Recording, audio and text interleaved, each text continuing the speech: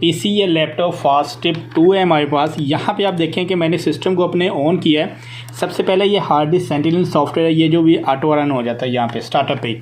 इसके बाद कुछ ये था ओपेरा था और कुछ और सॉफ्टवेयर जो हैं वो बहुत ज़्यादा बैकग्राउंड पे रन हो के यहाँ पे प्ले हो जाते हैं, ओपन हो जाते हैं, जो कि मेरे सिस्टम को बहुत ज़्यादा स्लो करते हैं, लैपटॉप को भी स्लो करते हैं। अब आपने करना क्या है कि आपने सिंपल यहाँ पे विंडोज़ का बटन प्रेस करना है। यहाँ पे आपने लिखना है ms-config, ठीक है। यहाँ पे सिस्टम कॉन्फ़िगरेशन आपके पास आ जाएगी। आपने सिस्टम ओपन करना है यहाँ पे, और यहाँ पे आपने क्या करना है कि पीसी फास्ट है तो बूट करने के लिए आपने बूट पे आना है, एडवांस ऑप्शंस पे आना है, नंबर ऑफ़ प्रोसेसर्स पे आना है। आपने यहाँ पे जो आपका डिजिट शो हो रहा हो, ठीक है, मेरे पास यहाँ पे 4 शो हो रहा है तो 4 पे क्लिक कर देंगे, ओके कर देंगे, अप्लाई करेंगे और ओके करेंगे। ओके करने से पहले लेकिन हम यहाँ पे स्टार्टअप पे जो हमारी बैकएंड पे चीज़ें रन हो जाती है ना, जैसे ये हार्ड डिस्क सेंटिनल सॉफ्टवेयर और भी, इनको फ़िलहाल मैं बंद करता हूँ। यहाँ पे ये हमने फिर क्लिक करना है ओपन टास्क मैनेजर पे।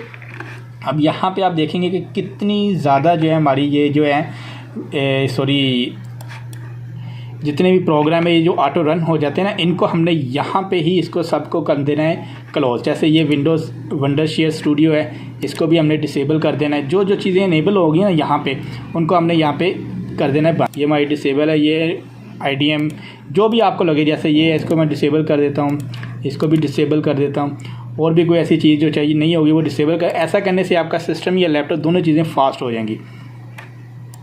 ओके करेंगे और सिस्टम को एक बार हमने रीस्टार्ट कर देना ताकि हमने प्रोसेसर स्पीड अपग्रेड की है।